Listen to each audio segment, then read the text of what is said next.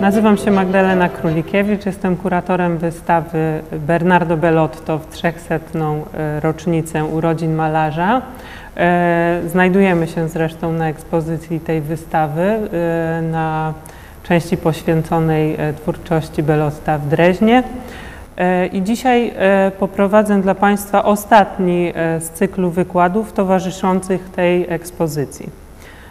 Tematem mojego wystąpienia jest rodzajowość w twórczości Bernarda Bellotta. Jest to bardzo interesujące, jednak także bardzo złożone zagadnienie w rozwoju sztuki Bellotta i nie doczekało się ono jak dotąd oddzielnego opracowania. Chciałabym zaznaczyć, że celem dzisiejszej prelekcji jest wstępne omówienie problematyki rodzajowości w dziełach Bellotta, przy czym ze względu na złożoność i wieloaspektowość tego tematu ogranicza się jedynie do kontekstu według realnych artysty. Tytułem wstępu pragnę zacytować fragment z monografii dotyczącej twórczości Bellotta, opublikowanej w 1972 roku. Opisując ostatni etap kariery malarza, Stefan Kozakiewicz konkluduje, i tutaj cytat: w warszawskim okresie twórczości Bellotta pod wpływem inicjatyw artystycznych króla i malowniczego obrazu ówczesnej stolicy Polski nastąpiły znaczne przemiany. Zainteresowanie rodzajowością, które już uprzednio zarysowywało się coraz silniej, osiągnęło punkt szczytowy. Znalazło to wyraz zarówno w sztafarzu widoków architektonicznych i scen historycznych, jak i w powstaniu pierwszych rodzajowych obrazów Bellotta. W kontekście stwierdzenia Kozakiewicza warto wspomnieć również komentarz Ireny Główczewskiej w artykule, który poświęciła strojom na obrazach Bellotta. Tutaj znowu cytat.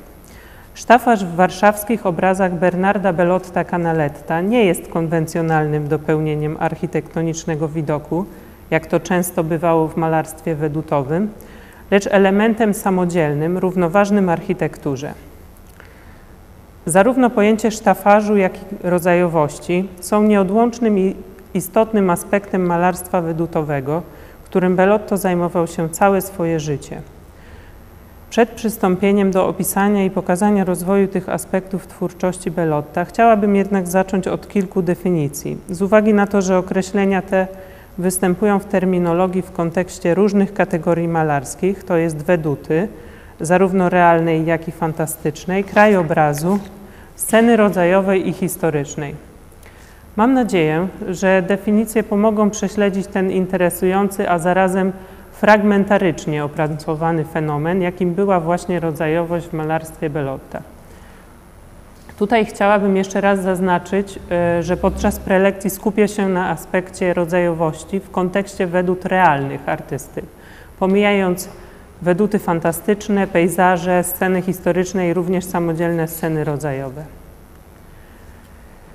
Bernardo Bellotto urodził się w 1722 roku w Wenecji i tam w latach 1736–1743 uczył się zawodu malarza w pracowni swojego wuja, Giovanniego Antonia Canala, zwanego Canalettem, jednego z najwybitniejszych i najbardziej znanych wedutystów tamtego okresu. Weduta, według definicji w słowniku terminologicznym sztuk pięknych, to przedstawienie ogólnego widoku miasta, zwanego inaczej panoramą, lub poszczególnych placów, ulic, zespołów architektonicznych bądź budowli. Obok weduty realnej, czy inaczej rzeczywistej, która należy do gatunku krajobrazów miejskich, wyróżnia się również wedutę fantastyczną, znaną również jako weduta realna lub capriccio architektoniczne. Istniejące budowle występują tam w fantazyjnym zestawieniu, niekiedy razem z budowlami wymyślonymi przez artystę. Weduta jest również najważniejszym rodzajem widoku architektonicznego. Tło architektoniczne istniało już w przedstawieniach antycznych i średniowiecznych, zaś jego rola zaczęła odgrywać ważniejszą rolę w późnym średniowieczu, a zwłaszcza w renesansie. Artyści zaczęli wtedy stosować perspektywę linearną, a ich przedstawienia stawały się coraz bardziej rzeczywiste, co sprzyjało wprowadzaniu w ich kompozycjach motywów architektury. Jako samodzielny gatunek weduta wyodrębniła się ostatecznie w XVII wieku w Holandii, tutaj mamy przykład, a jej rozkwit przypadł na wiek XVIII w Wenecji, przede wszystkim za sprawą twórczości Antonia Canala, Bernarda Bellotta, Michele Marieskiego i Francesca Guardiego. W drugiej połowie XVIII wieku weduta rozpowszechniła się w całej Europie. W kontekście tematu dzisiejszego wykładu warto zaznaczyć, że część płaszczyzny niektórych wedut zajmuje krajobraz, jak na niniejszym widoku, najczęściej w formie tła dla przedstawionej architektury. Inny komponent weduty, tym razem występujący w funkcji ożywienia widoku, stanowi z kolei tak zwany sztafarz. Sztafarzem określa się zazwyczaj niewielkie postacie ludzkie lub zwierzęce, bądź skromne sceny rodzajowe, wprowadzane do kompozycji właśnie jako element urozmaicenia bądź upiększenia całości. I tutaj chwilę chciałabym poświęcić pojęciu przedstawień rodzajowych. Nazwa przedstawienie rodzajowe pochodzi od francuskiego słowa genre, oznaczającego rodzaj. W sztukach plastycznych jest to wyobrażenie sceny z życia codziennego, czy sceny związanej ze zwyczajami lub obrzędami. Tego typu wyobrażenia pojawiły się już w starożytności, na przykład na reliefach, wazach czy freskach i w średniowieczu. W malarstwie renesansowym tematy rodzajowe prawie całkowicie zanikły. Jako odrębny gatunek malarski przedstawienia rodzajowe rozwinęły się w XVI wieku, a w wieku XVII przede wszystkim we Flandrii i Holandii rozpowszechniły się na większą skalę. Mimo tej popularności prawie do końca XVIII stulecia termin ten, to jest scena rodzajowa lub rodzaj, był często kojarzony ogólnie z drugorzędną, niską kategorią malarską, do której zaliczano pejzaż, martwą naturę i sceny animalistyczne, nazywając je po francusku le genre. Odróżniano je w ten sposób od malarstwa historycznego, uznawanego za nadrzędną i najszlachetniejszą formę sztuk plastycznych, i traktującego temat wielkich czynów postaci historycznych lub bohaterów znanych dzieł literackich. Dopiero pod koniec XVIII wieku termin sceny rodzajowej przypisano do przedstawień scen domowych, tak jak tutaj widoczna, a w połowie XIX stulecia nazwa ta na stałe przylgnęła do ogólnych wyobrażeń życia codziennego.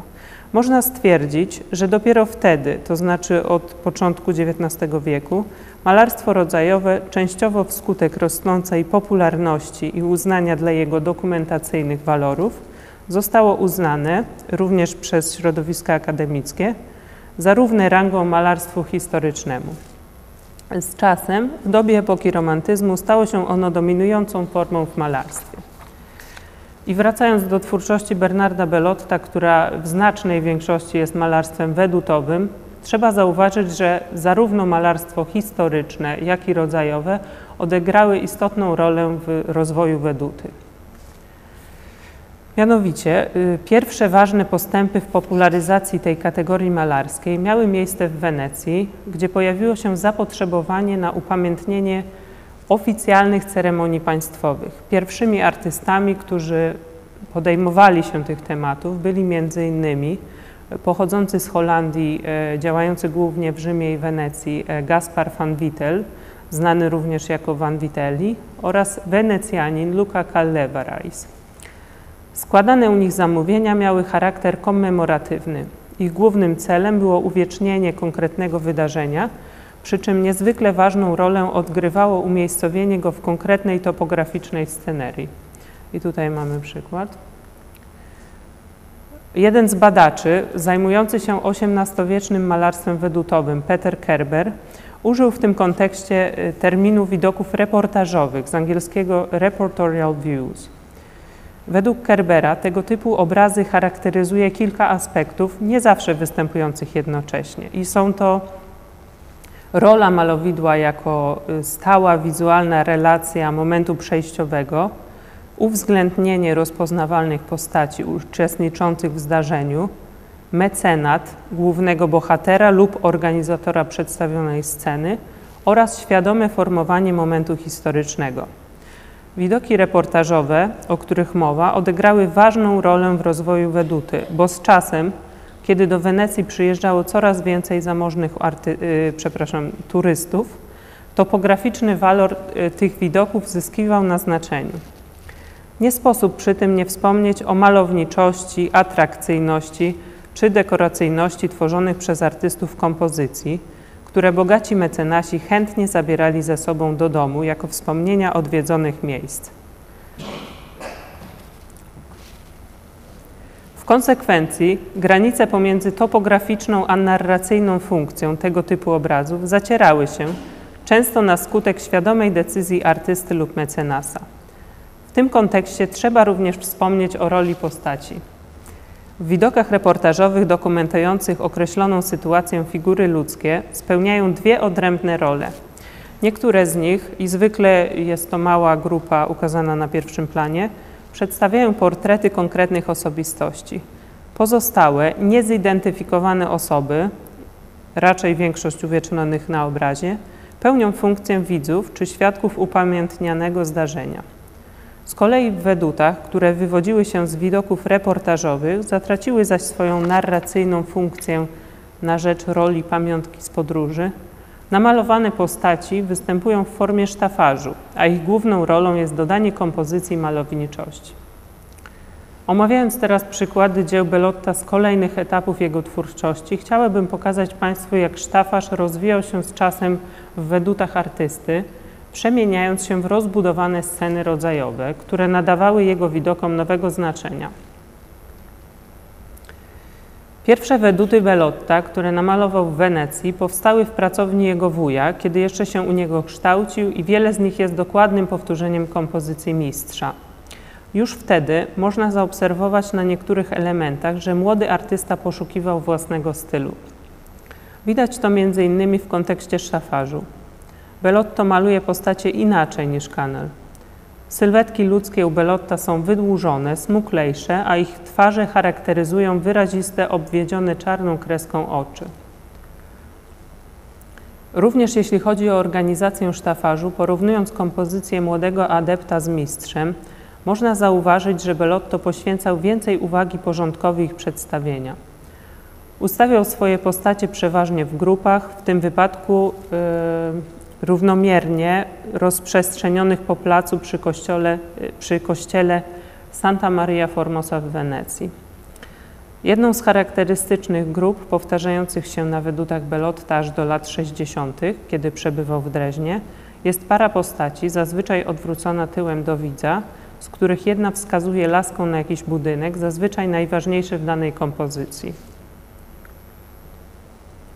Dość rygorystyczną organizację sztafarzu w uporządkowanych grupkach widać również na widoku Piazzetta San Marco z librerią Sansovinianą w Wenecji. Postacie u Bellotta nie są przypadkowo porozrzucane po placu, jak w przypadku Veduty Canala, lecz zgromadzone w oddzielne małe grupki, z których każda zdaje się wnosić coś do ogólnej narracji. Samemu teatrzykowi lalkowemu Bellotto poświęca więcej uwagi niż Canal. Bernardo gromadzi więcej widzów wokół platformy, podwyższa budkę lalkarza, malując ją zarazem jasnym kolorem, stosuje smuklejszy obrys sylwetki samego aktora i większy kontrast cienia rzucanego przez platformę. Już tutaj mamy zatem delikatne przejawy większego zainteresowania elementem życia miasta u Bellotta niż w przypadku Canala. Trzeba jednak równocześnie zauważyć, że na niektórych obrazach Bellotta i Canala przedstawiają obaj te same postacie i to niekoniecznie w kontekście dzieł z tym samym ujęciem miasta. Na widoku na Canal Grande z kościołem Santa Maria della Salute i Doganum widać także, że typy figur i sposób ich malowania jest jeszcze na tym etapie twórczości Bellotta bardzo zróżnicowany. Przejawem rozwoju jego własnego stylu są tutaj zapewne postacie kobiety na balkonie i mężczyzny stojącego w drzwiach po lewej. Ich sposób wykonania koresponduje z figurami, jakie Bellotto malował już nieco później, po powrocie z podróży do Rzymu.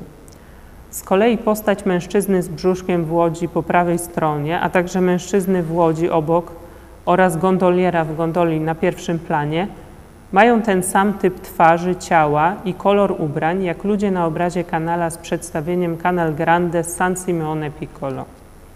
Sugeruje to, iż malując te postacie artyści korzystali z tych samych rysunków lub po prostu pracowali nad tymi obrazami w podobnym czasie.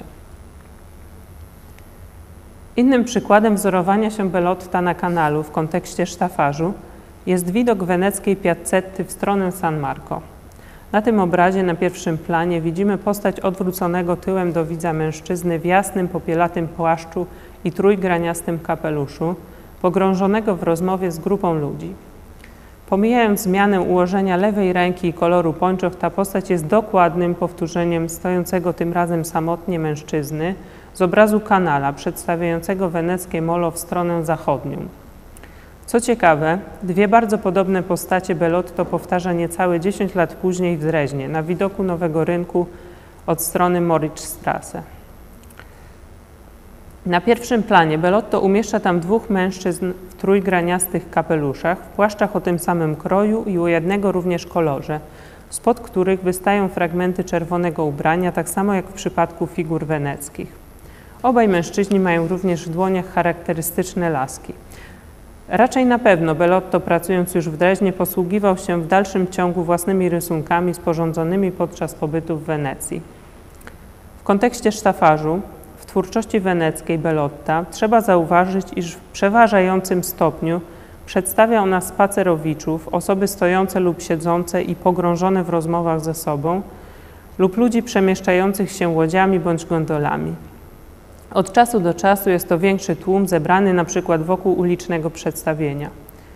Taki dobór czynności postaci sztafarzowych wydaje się być związany z przeznaczeniem malowideł dla turystów, chcących zabrać do domu pamiątkę z podróży. Wydaje się, że sztafarz pełni przede wszystkim rolę elementu kompozycji uzupełniającego piękno architektury, czyli głównego bohatera zamawianego widoku. Ewentualnie reprezentuje on wspomnienie jakiejś atrakcji turystycznej widzianej w czasie wyjazdu. Rola sztafarzu w obrazach Bellotta zaczyna się zmieniać podczas jego licznych podróży po Italii. Widoki, które artysta tworzy w czasie wyjazdów do Padwy, Mestre, Florencji, Rzymu czy Turynu, maluje już z zupełnie innej perspektywy. W odwiedzanych miastach nie jest już ich mieszkańcem, a przyjezdnym, podróżnikiem i obserwatorem, którego interesuje nie tylko architektura, ale również życie miejskie. Zmienia się także klientela artysty, część obrazów maluje jako wprawki, z kolei część z nich zamawiana jest przez mieszkańców danego miejsca, co również ma wpływ na uwiecznione na obrazach elementy. Ciekawym przykładem w tym kontekście są dwa widoki Florencji, które powstały jako efekt drugiej podróży Bellotta do tego miasta. Są to widoki rzeki Arno, ujęte zapewne z perspektywy mostu Santa Trinita w stronę Ponte Vecchio, czyli najstarszego mostu florenckiego, oraz w kierunku Ponte alla Carraia. Nie ma wątpliwości co do tego, że głównymi bohaterami obu dzieł są rzeka, most oraz architekturę. Widzimy jednak, jak umiejętnie i w pełni Bellotto wykorzystał powierzchnię nadbrzeżnych uliczek, pokazując na nich codzienne życie mieszkańców miasta. Na weducie z Ponte Vecchio widać tam grupę postaci z dzieckiem, dwóch mężczyzn stojących przy drzwiach, ubranych w eleganckie stroje według aktualnej mody, powóz z sianem zaprzężony w woła, prowadzony przez mężczyznę i idącego obok chłopca, a nieco dalej liczną grupę przechodniów. Na drugim widoku możemy podziwiać kolejne grupy postaci. Mężczyznę wychodzącego z domu, kobietę wyglądającą przez okno, eleganckie karoce czy ludzi opartych o balustradę lub siedzących na niej. O narastającym u Bellotta zainteresowaniu życiem miasta świadczy para wedut wykonanych przez malarza w Turynie dla księcia Sabaudi i króla Sardynii Karola Emanuela III. Są one zapowiedzią fascynacji tym tematem u artysty, która rozwinie się w pełni w widokach Drezna, Wiednia i Warszawy. Sztafarz jest tutaj już dużo bardziej rozbudowany niż na poprzednich widokach włoskich. Na pierwszej z dwóch wedut turyńskich możemy podziwiać rozległą zabudowę miasta. Na pierwszym planie widać mury obronne tzw. Zielonego Bastionu oraz dalej Pałac Królewski. Przy murach artysta przedstawił rozbudowaną scenę z kamieniarzami na rusztowania, którzy naprawiają mur. Po drugiej stronie rzeki możemy zaobserwować miejsce, w którym robotnicy wyrabiają zaprawę murarską i z którego dostarczają cegły w taczkach na rusztowanie. Na rozległym, trawiastym terenie po prawej widać również inne postacie. Dwóch elegancko ubranych artystokratów, z których jeden wskazuje laską w stronę miasta, oraz grupę 3 wypoczywających mężczyzn. W prawym rogu widzimy także kobietę w stroju wieśniaczki wskazującą na coś ręką, dalej 2 mężczyzn ładujących towar na wóz ciągnięty przez konia, a jeszcze bardziej w głębi sznury z praniem rozwieszanym przez 2 kobiety. Również na drugim widoku turyńskim Bellotto zamieścił różne sceny z życia miasta. Tym razem widzimy stary most prowadzący do bramy padańskiej, stanowiącej wjazd do miasta od strony południowej. Lewą stronę kompozycji zajmuje przedmieście padańskie. Przy domach widać rozlokowanych handlarzy, a także licznych przechodniów. Przy lewym brzegu rzeki, w oddali, widać mężczyznę pojącego 2 konie, a jeszcze dalej port z łodziami rybaków oraz handlarzy towarami. Po drugiej stronie rzeki, na dalszym planie, Bellotto uwiecznił również dzielnicę zamieszkiwaną przez praczki. Widać tam liczne sznury z suszącymi się ubraniami i pościelą, a na brzegu rzeki pracujące kobiety. Także okolice samego mostu zapełnione są różnorodnymi postaciami. Widzimy tam m.in. czerwoną, elegancką karocę zaprzężoną w 2 konie, poprzedzaną przez laufra oraz 2 zakonników i parę szykownie ubranych, spacerujących arystokratów. W lewym dolnym rogu znajduje się także postać samego malarza, ubranego w błękitny surdut, siedzącego ze szkicownikiem na kolanach. Towarzyszą mu młody mężczyzna, być może pracujący w Turynie architekt Filippo Juvarra oraz tęgi duchowny.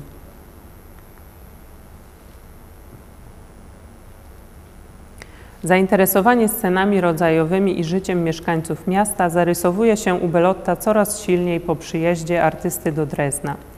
Względem wcześniejszych obrazów, weneckich czy rzymskich, gdzie głównymi adresatami byli przyjezdni turyści, tutaj Bellotto maluje na zamówienie rdzennych mieszkańców miasta. Jest to zapewne jedna z przyczyn wpływających na zmianę charakteru jego wedód, w których coraz większą rolę obok architektury zaczynają odgrywać ludzie, ich zwyczaje oraz wieloaspektowy ruch miejskiego życia. W drezdeńskich dziełach Bellotta elementy narracyjności zaczynają odgrywać coraz ważniejszą rolę, a także pojawia się na nich coraz więcej przedstawień portretowych.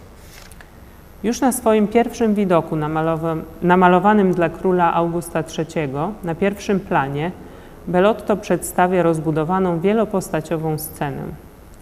W centrum uwiecznia samego siebie ze szkicownikiem w towarzystwie stojących po jego 2 stronach nadwornych artystów Christiana Wilhelma Ernsta Dietricha i Johanna Aleksandra Thielego oraz członków dworu umieszczonych po prawej stronie.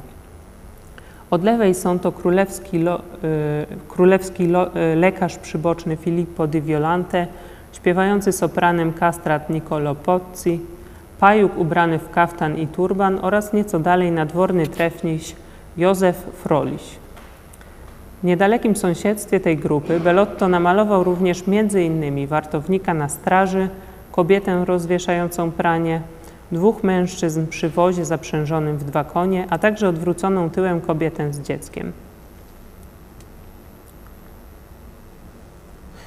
Na kolejnym obrazie z dominującymi po lewej zamkiem rezydencjonalnym i katolickim kościołem dworskim oraz po prawej mostem Augusta widzimy również ciekawą scenę rodzajową z elementami portretowymi. Obraz ten widać też za mną. Uwagę zwraca przede wszystkim odkryta poszustna karoca Augusta III podróżującego wraz z małżonką. Poprzedza ich jeździec na siwku, 2 kolejni jeźdźcy na koniach i para biegnących laufrów. Z tyłu eskortuje ich kolejno 2 mężczyzn na koniach. Parze królewskiej kłaniając się z szacunkiem ludzie wokoło, 2 elegancko ubranych mężczyzn z dzieckiem, a także 2 polskich szlachciców w tradycyjnych strojach. Scena z udziałem króla Augusta III pojawia się także na obrazie przedstawiającym nowy rynek w Dreźnie od strony Judenhofu. Bellotto ukazał tutaj władcę znowu w karocy zaprzężonej w 6 białych koni, podążającej przez rynek w stronę gmachu mieszczącego ówcześnie Królewską Galerię Obrazów. Przestrzeń rynku wypełniają ludzie. Ci stojący niedaleko od karocy przystanęli, by dojrzeć parę królewską. Widzimy również inne postacie zajęte codziennymi sprawami. Można zauważyć, że sztafaż figuralny nie stanowi tutaj już jedynie elementu kompozycji uzupełniającego architekturę Nowego Rynku, lecz jest istotną częścią całości widoku. Równie rozbudowaną scenę codziennego zgiełku miejskiego przedstawił Bellotto na pendant do tego obrazu, widoku Nowego Rynku w Dreźnie od strony Moritzstrasse. Tuż przy ukazanych po lewej sukiennicach widzimy handlarza obrazów z rozstawionym towarem.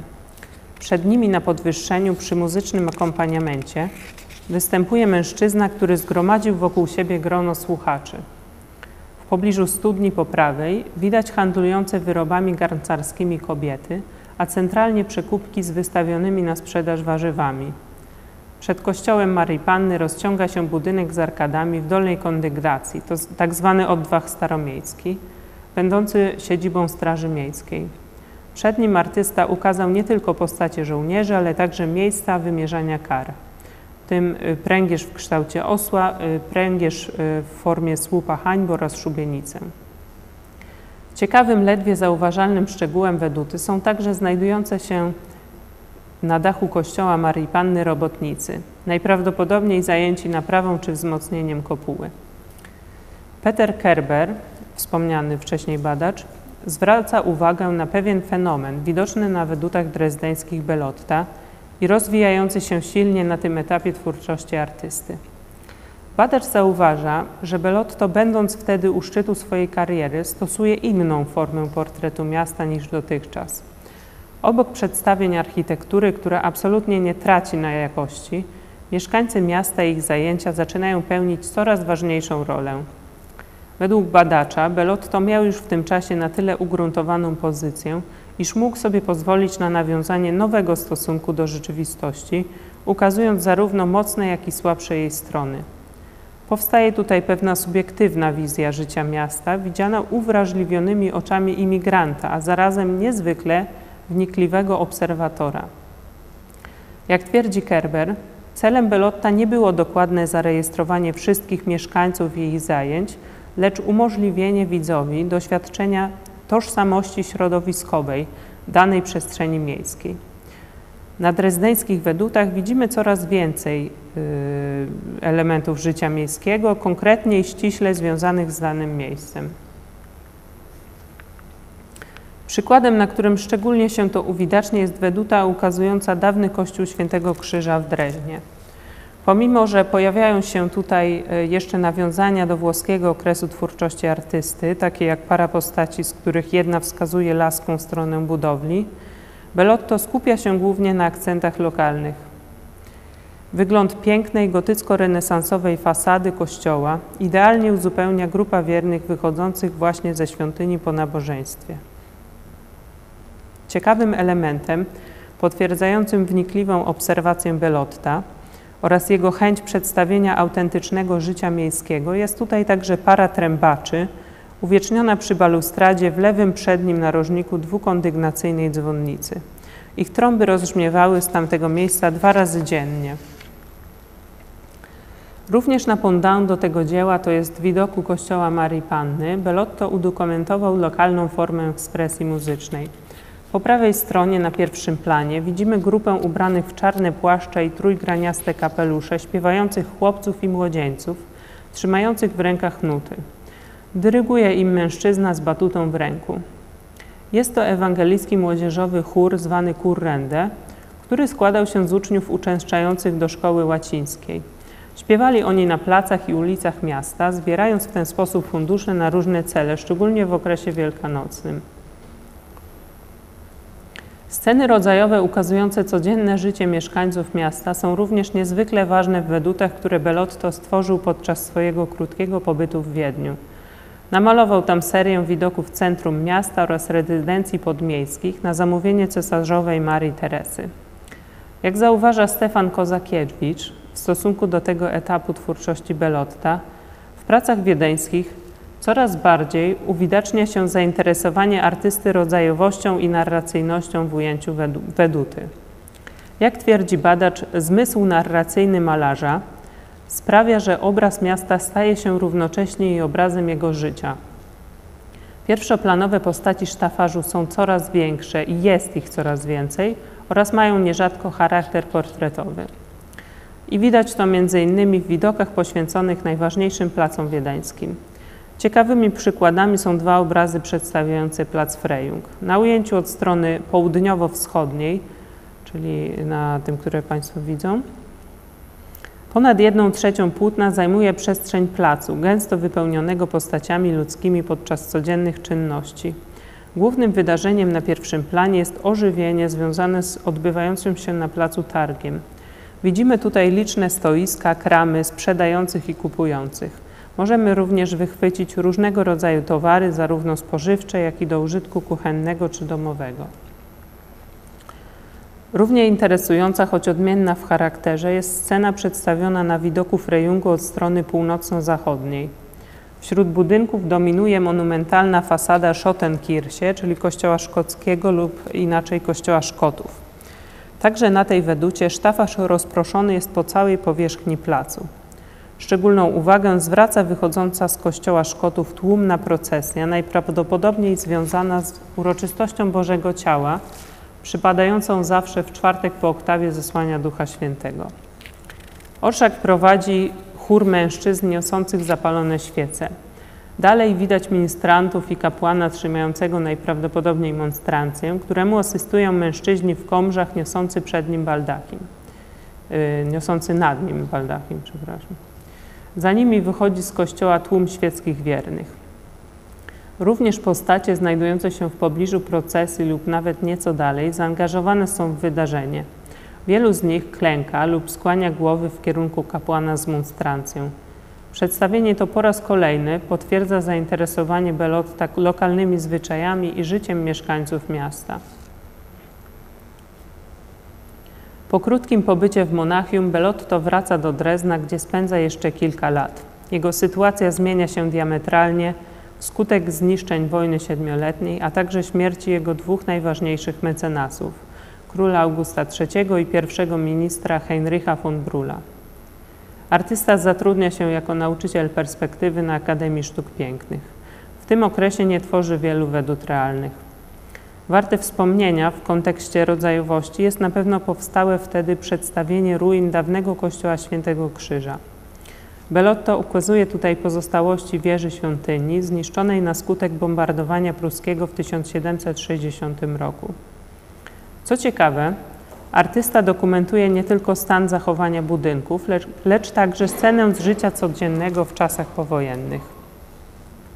Uwiecznia nie tylko budowlańców w trakcie prac naprawczych, ale u stóp rumowiska także i licznie zgromadzonych mieszkańców Drezna, występujących tutaj w roli gapiów czy świadków wydarzenia. Interesującym szczegółem jest ciągnąca się wzdłuż całej wysokości wieży drabina, wspomniana w lokalnej gazecie Dresdner Merkwürdigkeiten. Zamieszczono tam relację o niejakim panu Kunzelmanie, czeladniku murarskim, prowadzącym rozbiórkę ruiny. Wspomniano tam również o istnieniu oryginalnej drabiny, po której miał on wchodzić na wieżę kościoła w celu usuwania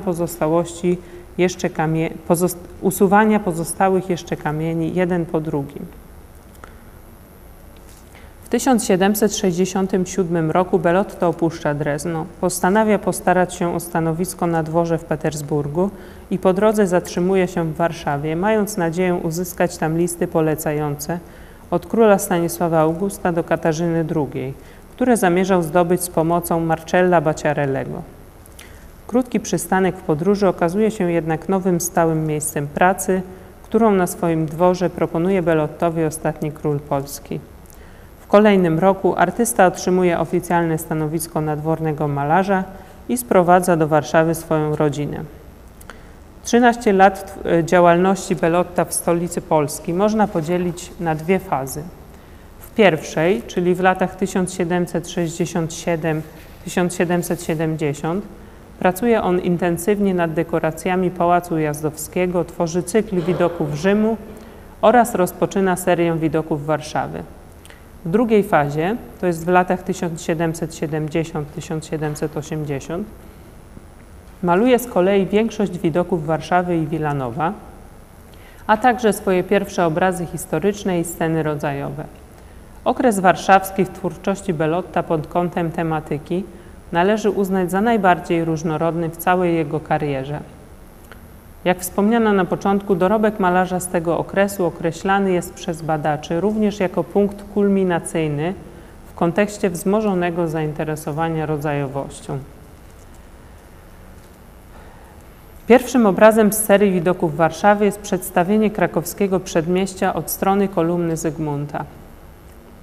Uwieczniony na pierwszym planie plac Bernardyński, dzisiaj plac Zamkowy, a także ciągnące się dalej krakowskie przedmieście wypełniają postacie ludzkie, zwierzęta oraz powozy. Według Alberta Rizziego, zarówno pod kątem kompozycyjnym i przestrzennym, jak i w kontekście sztafarzu, obraz ten bardziej jeszcze nawiązuje do okresu wiedeńskiego artysty niż do jego późniejszych warszawskich prac. Zdaniem badacza m.in. targowisko u stóp kolumny Zygmunta przywodzi na myśl to przedstawione na widoku placu Freyung w Wiedniu. Ciekawym szczegółem, który kojarzy się także z twórczością drezdeńską Belotta, jest dwóch kominiarzy widocznych na dachu kamienicy Johna, zamykającej zachodnią pierzeję ulicy. Postacie te nawiązują w pewien sposób do robotników przedstawionych na kopule kościoła Maryi Panny na widoku Nowego Rynku w Dreźnie. Pomimo iż malowidło warszawskie trzeba rzeczywiście uznać za pewnego rodzaju dzieło przejściowe pomiędzy różnymi etapami twórczości artysty, pojawia się tu już wiele elementów, które zostaną rozwinięte w późniejszych widokach stworzonych w Polsce. Warto przede wszystkim zwrócić uwagę na powozy, które Belotto uwiecznia w Warszawie dużo liczniej i dokładniej niż na obrazach z Drezna czy Wiednia. Na tym płótnie szczególnie wyróżnia się zielona soliterka na pierwszym planie, czyli mała jednoosobowa kareta przewidziana na krótkie trasy.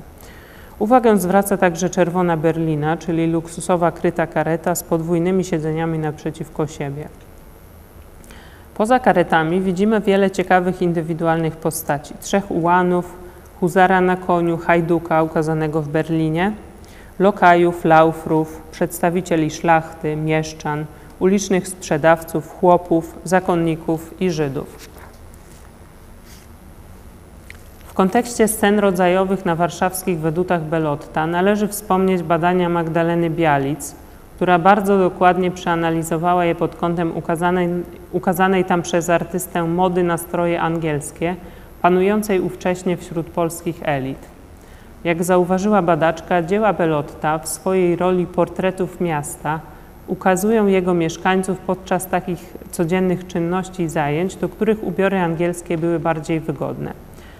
Przykładem powszechności strojów angielskich wśród ówczesnych warszawiaków, który możemy zauważyć na tym obrazie, jest ubiór mężczyzny rozmawiającego z kobietą na pierwszym planie po lewej. Ma on na sobie szaro-niebieski redingot, czyli płaszcz frakowy, w tym wypadku z metalowymi guzikami i szerokim pelerynowym kołnierzem. Był to jeden z najważniejszych elementów angielskiej garderoby i zarazem jeden z najpopularniejszych elementów stroju męskiego w Warszawie od połowy lat 60. XVIII wieku. Dowodzi to, że już na wczesnym etapie pobytu w Polsce Belotto bardzo wnikliwie obserwuje mieszkańców stolicy, a sztafaż na jego wedutach staje się coraz bardziej realistyczny, szczegółowy i rozbudowany. Równie bogaty sztafaż figuralny możemy podziwiać na pontan do poprzedniego dzieła, to jest na widoku krakowskiego przedmieścia w kierunku północnym w stronę kolumny Zygmunta. Ulicę zajmującą centralną część kompozycji wypełnia ożywiony tłum ludzi i liczne powozy. Jak słusznie zauważył Alberto Rizzi, gdyby spróbować oddzielić postacie ukazane na pierwszym planie od pozostałej części malowidła, utworzyłyby one samodzielną scenę rodzajową. Szczególnie wyróżnia się znajdująca się w centrum trupa muzykantów, otoczona grupą gapiów. Pośród 4 muzyków jeden gra na trąbce, drugi na kobzie, trzeci trzyma na smyczy osiodłanego psa, na którym jedzie małpka ubrana w czerwony frak, zaś czwarty niesie na plecach drugą małpkę trzymającą się kurczowo jego głowy. Do tego grona należy również tańczący na dwóch tylnych łapach pies. Wędrownym grajkom przyglądają się m.in. kominiarz z miotłą w ręku wraz z dwoma pomocnikami i wszystkich trzech można rozpoznać po przybrudzonych sadzami twarzach. Widzimy tam również młodą, bosą służącą w towarzystwie dwójki elegancko ubranych dzieci. Mieszczan, żebraka, bosego chłopca oraz dwóch chłopców w identycznych strojach wiejskich. Nieco dalej, na prawo od grupy, scenie przyglądają się również dwaj Żydzi, z których jeden ma przewieszoną przez ramię drewnianą skrzynkę z drobnymi towarami na sprzedaż. Na dalszym planie w centrum kompozycji artysta przedstawił również malowniczy wóz z sianem, oświetlony częściowo promieniami słońca, którym przemieszczają się dwaj wieśniacy. Po lewej stronie ulicy widać liczne postacie szlachciców, dam, mieszczan oraz Żydów zatrzymujących się przy sklepach wzdłuż ulicy. Przy przeciwległej pierzei stoją z kolei zaparkowane liczne powozy oraz liberie, oczekujące na służbę. Na tym obrazie Bellotto uwiecznił aż 10 karet, z których szczególnie dbale i detalicznie oddał wygląd ozdobnej berliny na pierwszym planie po lewej. Zgodnie z badaniami Magdaleny Bialic, również niniejszy obraz Bellotta potwierdza popularność mody angielskiej wśród warszawskiej społeczności, a szczególnie wśród wszelkiego rodzaju artystów. Wszyscy występujący tu muzykanci noszą typowe stroje angielskie. Proste, ciemne fraki i krótkie kamizelki zapinane na metalowe guziki, spodnie typu culotte i pantofle z klamrą lub długie czarne buty. Parę obrazów, która wraz z omówionymi widokami krakowskiego przedmieścia zalicza się do najbardziej typowych według miejskich z całej serii warszawskiej, są ujęcia ulicy Miodowej i Długiej. Podczas gdy cykl ten w zdecydowanej większości składa się z widoków pojedynczych pałaców lub kościołów, w przypadku tych czterech płócien głównym tematem jest przede wszystkim codzienne życie ulicy. Przedstawiona tutaj ulica Miodowa, zwana w XVIII wieku również Kapucyńską, ukazana jest od strony ulicy Senatorskiej. Co charakterystyczne, przy przedstawionej tu ulicy znajdowały się przede wszystkim rezydencje magnackie, nie było przy niej żadnych sklepów ani ulicznych przekupniów. Wyjątkiem jest tutaj ukazany przy prawej krawędzi sprzedawca rycin, które zawiesił na murku w 3 rzędach w sąsiedztwie kamiennej tabliczki z nazwą ulicy Senatorskiej. Jak zauważył Rizzi, o reprezentacyjnym charakterze ulicy świadczy brak wozów chłopskich na rzecz aż 5 eleganckich karet. Najbardziej wystawna jest ta z 6-konnym zaprzęgiem, poprzedzana przez 2 laufrów i obsługiwana przez 4 służących, Forysia, Stangreta i 2 podróżujących na tylnym koźle. O ważnej pozycji podróżującego karocą mężczyzny, najpewniej magnata, świadczy nie tylko towarzysząca mu eskorta, ale również wstęga Orderu Orła Białego na jego piersi oraz przypatrujący mu się z szacunkiem duchowny i szlachcic w polskim stroju, stojący po prawej. Widok ulicy Miodowej jest przykładem dzieła świadczącym o jednej z ważnych zmian, jakie zachodzą w tym okresie twórczości Bellotta, mianowicie nasilaniu się jego realistycznego zmysłu narracji o życiu mieszkańców. Warszawa epoki stanisławowskiej była miejscem znacznych kontrastów społecznych między jej biednymi a bogatymi mieszkańcami. Bellotto potwierdza się tutaj w roli wnikliwego obserwatora i skrupulatnego reportera. Trafnie i realistycznie uwiecznia różnice społeczne, tuż obok eleganckich powozów i spacerujących przedstawicieli arystokracji przedstawia żebrzących i siedzących pod murem nędzarzy. Równie barwne sceny rodzajowe możemy podziwiać na parze według z ujęciem kościoła Świętego Krzyża i kościoła Sakramentek. Tym razem znaczną większość ukazanej społeczności stanowią mieszczanie, wieśniacy i inni przedstawiciele niższej klasy społecznej. Artysta nie pominął jednak aspektu kontrastów społecznych, uwieczniając obok pospólstwa eleganckich przedstawicieli arystokracji, ale także żołnierzy czy zakonników. Tematyka kościelna nie jest jedynym aspektem, który łączy obydwa wyobrażenia. Oba płótna ukazują mianowicie niezwykle barwne przedstawienia tętniących życiem targowisk z wieloma kramami, karetami, powozami, sprzedającymi, kupującymi oraz zwykłymi przechodniami. Szczególnie ciekawe jest targowisko odbywające się na rynku Nowego Miasta w sąsiedztwie kościoła Sakramentek. Na tej jednej z najgęściej zapełnionych postaciami ludzi i zwierząt w weducie realnej artysty mamy do czynienia z targiem zwierzęcym, gdzie ukazał on nagromadzenie koni, krów, wołów, źrebiąt, a także gęsi i indyków. Chociaż każda z wedut Warszawy Belotta zawiera liczne elementy scen rodzajowych, warte dokładnego omówienia, nie sposób wymienić tutaj wszystkich. Chciałabym dlatego wspomnieć jeszcze dwa przykłady świadczące o żywym zainteresowaniu artysty różnymi aspektami toczącego się w stolicy Polski życia miejskiego. Pierwszym przykładem jest widok kościoła Brygidek i Arsenału. Jak w większości wedut warszawskich możemy zaobserwować tutaj normalne, codzienne życie mieszkańców miasta, kontrasty społeczne, ale również postacie w różnorakich strojach, inspirowanych modą polską, angielską, a także francuską. Co interesujące, artysta uwiecznił tutaj również scenę związaną z funkcją przedstawionego tu budynku arsenału. Przed gmachem widać odbywającą się właśnie odprawę żołnierzy artylerii konnej. Drugim widokiem, wartym wspomnienia w kontekście przedstawionego na nim życia miejskiego Warszawy, jest ujęcie Pałacu Rzeczypospolitej. Poza architekturą na obrazie możemy podziwiać niezwykle barwne i dokładnie oddane zgromadzenie postaci. Jest to przedstawienie procesji niosącej XVIII-wieczną figurę Matki Boskiej Łaskawej, patronki Warszawy, związanej z lokalnym świętem Mater Graciarum Warsaviensis, obchodzonym w drugą niedzielę maja. Warto porównać to dzieło z wyobrażeniem procesji ukazanej na wspomnianym wcześniej wiedeńskim widoku Belotta.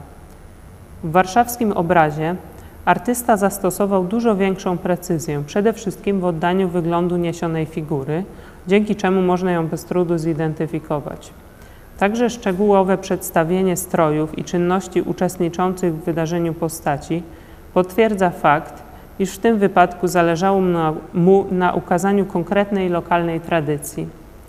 Jest to dowodem na to, że wzmożone zainteresowanie rodzajowością, czy też codziennym życiem mieszkańców miasta osiągnęło na tym etapie twórczości Belotta punkt kulminacyjny. I na zakończenie chciałabym wrócić do zdania, które powiedziałam na początku, mianowicie, że sceny rodzajowe nadały malarstwu wedutowemu Belotta nowego znaczenia.